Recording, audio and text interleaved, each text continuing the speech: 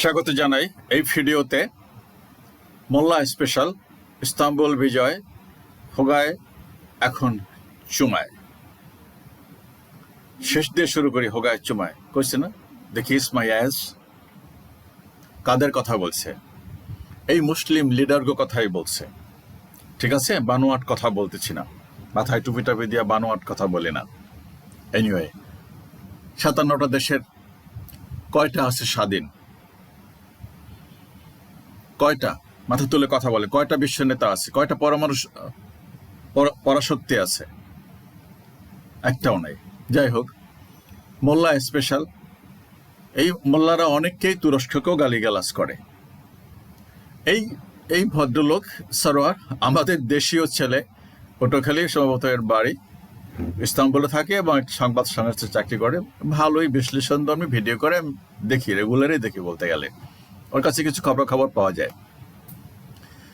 শোনেন 10 মিনিট, তারপরে আমি আবার কথা বলবো ইনশাআল্লাহ। এ বলতেছে তুরস্কের বর্তমান অবস্থা এবং তার ডিফেন্স লাইন, তার সাথে এই ইসরায়েল তো একটা, আমি বলছি, আমি সবসময় বলি একটা কথা, ওরা এই সরোয়ারকে আমি বহুবার বলছি, শতবার আমি বলছি, যদি বিধর্মীরা সুযোগ পাইলে ইসলাম আর মুসলমানদের চিহ্ন পৃথিবী থেকে মুছে ফেলবে।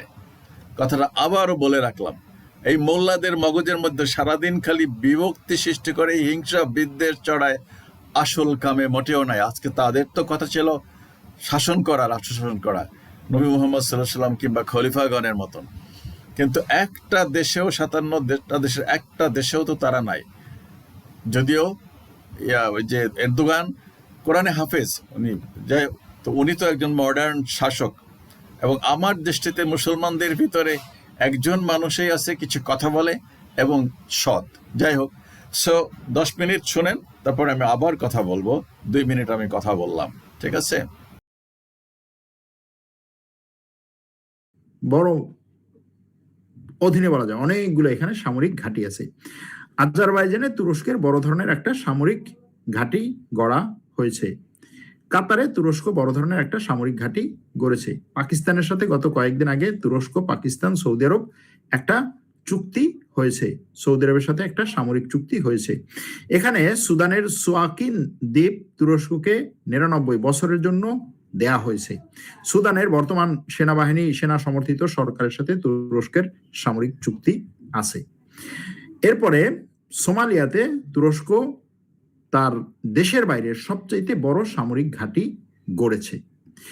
এখন এই লাইনগুলোকে যদি আপনি মিলান, তুরস্ক এই ভূমধ্যসাগর এখান থেকে আটকে দিল, লিবিয়া, সুদান থেকে লোহিত সাগর, সৌদি আরব, কাতার।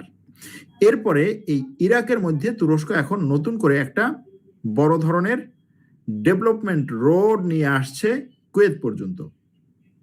এখন এই ডেভেলপমেন্ট রোড আপনি এখানে যদি মিলান, তাহলে দেখা যায় তুরস্ক এরকম একটা চেম্বার তৈরি করছে। মিশরের সাথেও তুরস্কের বর্তমানে একটা সামরিক চুক্তি হওয়ার সম্ভাবনা আছে এবং সেটা নিয়ে কথা চলছে। যদি সেটা হয় তাহলে এই চেম্বারটা বা এই গোলার্ধটা আরো একটু ছোট হয়। এখন প্রশ্ন হচ্ছে, এই ছোট গোলার্ধের টার্গেটকে কার বিরুদ্ধে? দেখেন, এই গোলার্ধের বাইরে 3টা দেশ আছে। একটা হচ্ছে আজারবাইজান, একটা হচ্ছে পাকিস্তান, একটা হচ্ছে সোমালিয়া। সোমালিয়াতে যেটা বলেছিলাম যে তুরস্কের সবচাইতে বড় সামরিক ঘাঁটি হচ্ছে দেশের বাইরে সোমালিয়াতে। শুধু তাই না, তুরস্কের সবচেয়ে বড় মিসাইল ঘাঁটিও হবে হয়তো সোমালিয়াতে।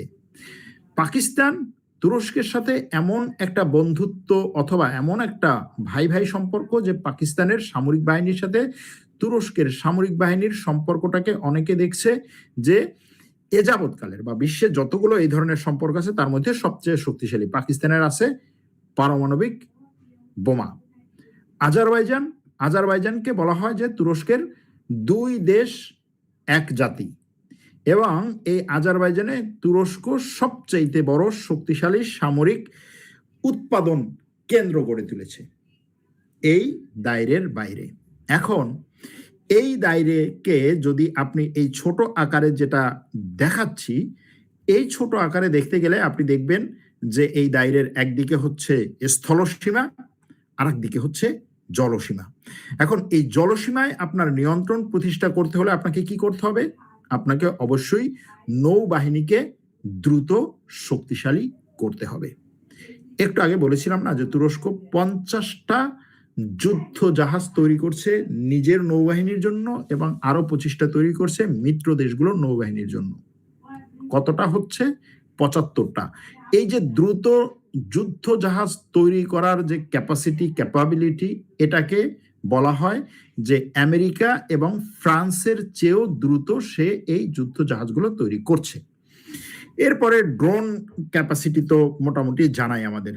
একটা জায়গায় এখন ঘাটতি, সেটা হচ্ছে তার 5th প্রজন্মের যুদ্ধ বিমান, যেটা তার নিজস্ব প্রযুক্তিতে আসার কথা 32 সালের দিকে, 28 থেকে 32 সালের দিকে আসার কথা। আর যদি আমেরিকা থেকে F-35 কিনতে পারে তাহলে হয়তো দেখা গেছে সেটা আরো আগেই আসার সম্ভাবনা আছে, কিন্তু সেটা পাওয়ার সম্ভাবনা খুবই কম। এখন এই যে 32 সালের দিকে তার 5th প্রজন্মের যুদ্ধ বিমান আসার কথা, নতুন যে তার যুদ্ধ জাহাজ প্রযুক্তি এবং এই যুদ্ধ জাহাজ প্রযুক্তিতে ড্রোনবাহী রণতরী অলরেডি তার সার্ভিসে চলে এসেছে, তার একটা বিমানবাহী রণতরী তৈরির কথা চলছে, যেটা হয়তোবা 32 বা 35 সালে আসতে পারে বলে মনে করা হচ্ছে। এখন প্রশ্ন হচ্ছে সবগুলোর টার্গেট কে? কি মনে হয় আপনার এই সব কিছুর টার্গেট কে? এটা কি আসলে কাউকে টার্গেট করে নাকি নিজের নিরাপত্তা নিশ্চিত করতে? এখানে একটা জিনিস আছে, সেটা হচ্ছে, আচ্ছা ঠিক আছে, বলতে পারেন যে এখানে এটার টার্গেট হচ্ছে ইসরায়েল। আর কে হতে পারে? মিশর তুরস্কের টার্গেট, সিরিয়া তুরস্কের টার্গেট, সৌদি আরব তুরস্কের টার্গেট, লেবানন তুরস্কের টার্গেট, ইরাক তুরস্কের টার্গেট, মিশর তুরস্কের টার্গেট। কে তাহলে? প্রশ্ন, অনেক বড় একটা প্রশ্ন। এখন এখানে তুরস্কের বিরুদ্ধে বা তুরস্কের শত্রু ভাবাপন্ন দেশগুলো কারা কারা আছে সেটা একটু এই মুহূর্তে দেখা যাক। শত্রু ভাবাপন্ন দেশ 1 নম্বরে হচ্ছে ইসরায়েল। বর্তমানে 1 নম্বরে হচ্ছে ইসরায়েল। ইসরায়েল সিরিয়াতে আক্রমণ করলো, সিরিয়ার এখানে আক্রমণ করলো।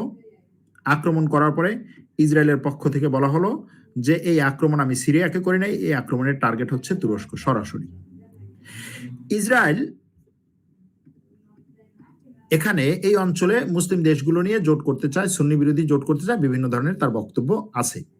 এখন এই অঞ্চলে তার যে মিত্র রাষ্ট্র, সেই মিত্র রাষ্ট্রগুলোর মধ্যে একটা হচ্ছে ইসরায়েলের পরে এই গ্রিক সাইপ্রাস, এটার অর্ধেক কিন্তু আবার তুরস্ক। এই সাইপ্রাসের এই অংশ হচ্ছে তুরস্কের, এই নিচের অংশ হচ্ছে Greek cypress. Israel Greek cypress, সেখান থেকে এই গ্রিসের দ্বীপ হয়ে তারপরে হচ্ছে গ্রিস।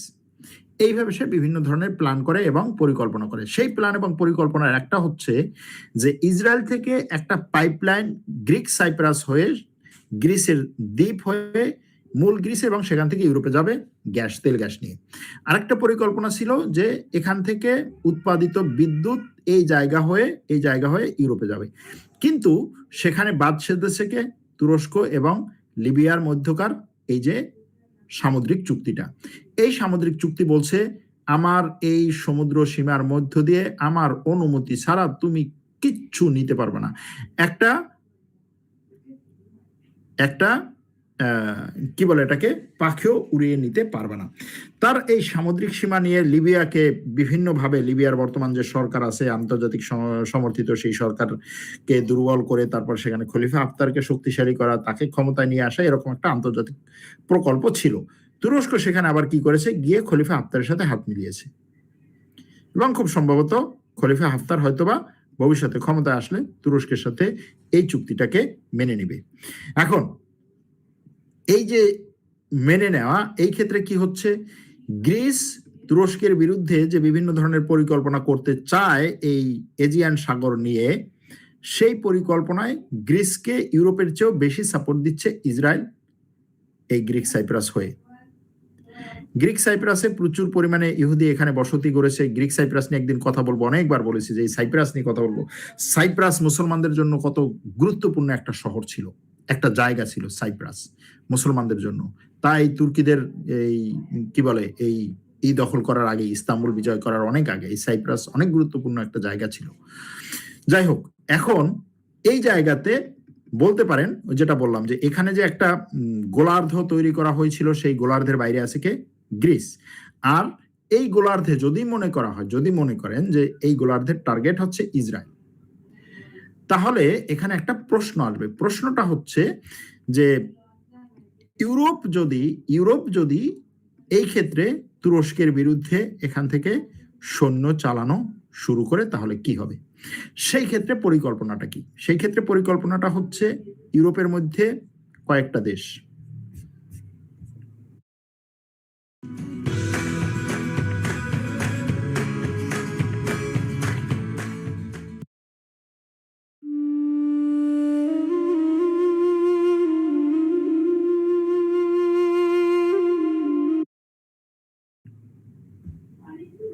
ইউরোপের মধ্যে কয়েকটা দেশ, একটা হচ্ছে এখানে ইউরোপের মধ্যে কয়েকটা দেশ আছে, সেই দেশগুলোকে আমি একটু দেখাই। এখানে একটা হচ্ছে বসনিয়া, তুরস্কের সবচেয়ে গুরুত্বপূর্ণ একটা দেশ। আরেকটা হচ্ছে কসোভো, এখানে তুরস্কের সামরিক বাহিনী আছে। আরেকটা হচ্ছে আলবেনিয়া, এখানে তুরস্কের সামরিক ঘাঁটি আছে। হাঙ্গেরি, তুরস্কের সাথে বড় ধরনের সামরিক সম্পর্ক আছে। ইউক্রেন, রাশিয়ার যুদ্ধ চলার পরেও ইউক্রেনকে কেন তুরস্ক অস্ত্র দিয়েছে, এবং ইউক্রেনে সে ড্রোন ফ্যাক্টরি এবং যুদ্ধ বিমানের ইঞ্জিন ফ্যাক্টরি একত্রে যৌথভাবে পরিচালনা করছে। এখন যদি আপনি ইউক্রেন তো এই পর্যন্ত, তাই না? এখন যদি আপনি Ukraine, Hungary, Bosnia, Albania, Kosovo এই লাইনটাকে যদি ধরেন, এটাকে আপনি বলতে পারেন যে তার ইউরোপের এখান থেকে আসা যে কোনো ধরনের থ্রেটের জন্য হচ্ছে একটা ডিফেন্স লাইন। এটা পরীক্ষিত, এই লাইনগুলো কেন পরীক্ষিত? আপনি যদি অটোমান সাম্রাজ্যের ইতিহাস দেখেন, তারা ইস্তাম্বুলকে বিজয় করবে, ইস্তাম্বুলের চারিদিকে এসেছে, তারা বুরসায় এসেছে, তারা এদির্নেতে এসেছে, তারা সব জায়গায় এসেছে, কিন্তু শুধুমাত্র এই ইস্তাম্বুলটুকু বাকি আছে, বিজয় করতে পারছে না। ইস্তাম্বুল যেদিন বিজয় হবে তার 140 বছর আগে এই অটোমানরা এখান থেকে আলবেনিয়াতে সুফিদের পাঠিয়েছে।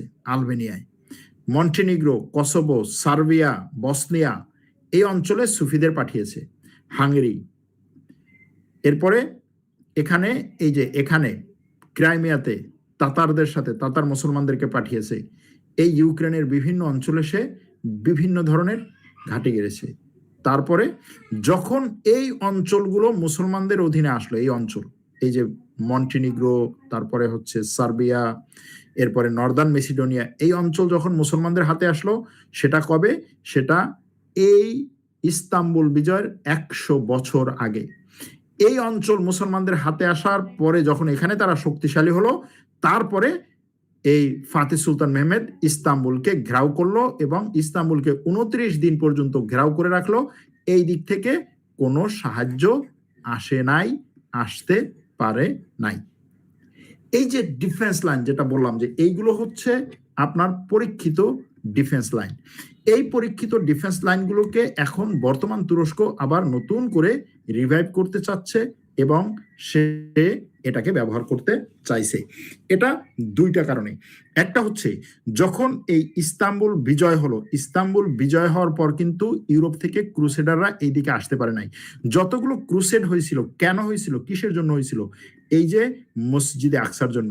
ক্রুসেডাররা বেশিরভাগ সময় এসেছে ভূমধ্যসাগর দিয়ে এবং একটা নির্দিষ্ট সময় তারা এসেছে এই ইস্তাম্বুল হয়ে তুরস্কের উপর দিয়ে এই লেবানন সিরিয়া বর্ডার হয়ে এদিকে।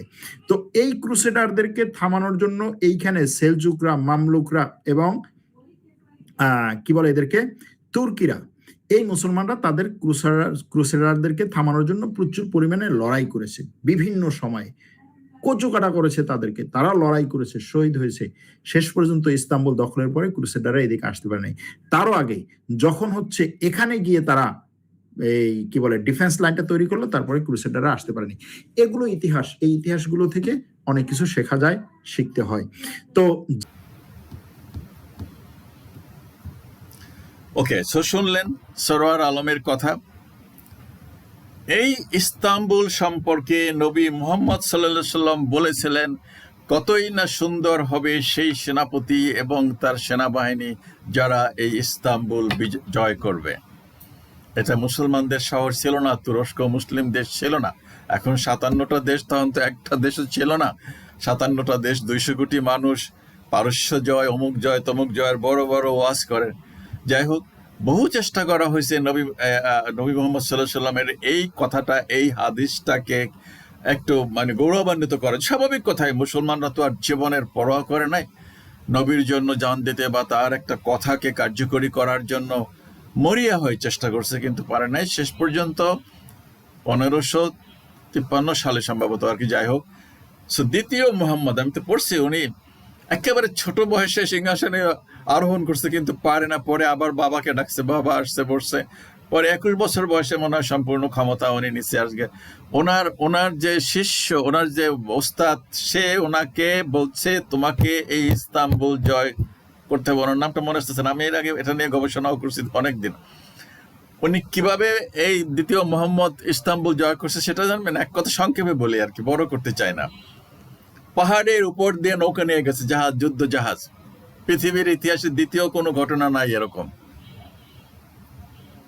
নিয়াক ওই নদীতে নামাইছে, ওই নদীর মুখে। ইস্তাম্বুল তো একটা মোহনা, সাগরের মোহনা। সো পৃথিবীতে সবচেয়ে স্বাস্থ্যকর জায়গা হলো ইস্তাম্বুল শহর। আমার খুব ইচ্ছা আছে, আমি জানি না আমার হাতে আমি পাবো কিনা তুরস্কে যাবার। সো সে ওই শিকল দিয়ে রাখছে, শিকল দিয়ে বন্ধ করে রাখছে, জাহাজ যাতে না ঢুকতে পারে। সব পাহাড়ের উপর দিয়ে ঘুরায় গিয়ে রাতের অন্ধকারে পিছন দিয়ে গিয়ে আক্রমণ করে। ওই দুর্গ সে অনেক মোটা, 22 ইঞ্চি 30 ইঞ্চি বা এইরকম মোটা আরো দেওয়াল, অনেক চেষ্টা তাদবির করা হয়েছে, অনেক অনেক হতাহত হয়েছে আর কি। শেষ পর্যন্ত বাইজেন্টাইন সাম্রাজ্যের পতন ঘটাইছে। সেই থেকেই এই তুরস্ক স্বাধীন। আর সরোয়ার আলমের কথায় তো বুঝতেই পারছেন যে অ্যাকচুয়ালি ঘটনাটা কি, ইসরায়েল কি করতে চাচ্ছে বা ইহুদি নাসারারা কি করতে চাচ্ছে। আমি তো বলছি, এই মোল্লারা সারাদিন বাহাস বিতর্ক করে, একটা লোকেও এই বাংলাদেশের, আমি তো বাংলাদেশের এদেরকে চিনি, এদেরকে দেখি আর কি, চিনি মানে দেখি ফেস, দেখবেন না কোনো সময় একটা ইউনিটির কথা বলবে। আর এই রাজনীতিবিদরাও কোনো ঐক্যের কথা বলবে না। সারাদিন কে কার মারবে আর কি, জাস্ট এটা কাকে নিশ্চিহ্ন করবে, কাকে হতায় দেবে, কাকে দেশ ছাড়া করবে, কারে দিল্লি পাঠাবে, কারে পাকিস্তান পাঠাইবে, আর কারে লন্ডন পাঠাইবে, কারে নিউ ইয়র্ক পাঠাবে। এই ধান্দা, এটা একটা অসভ্যতামি, একটা টোটাল অসভ্যতামি, একটা দেউলিয়া রাষ্ট্র, দেউলিয়া রাজনীতি, পচা। I hate this bloody politics. আমি বলতেছি, এই নতুন প্রজন্মকে, দেশটার মানুষদের ঐক্যবদ্ধ করো, রাজনীতি করো, কোনো সমস্যা নাই, কিন্তু হিংসা বিদ্বেষের রাজনীতি কেন? ঐক্যবদ্ধ থাকো।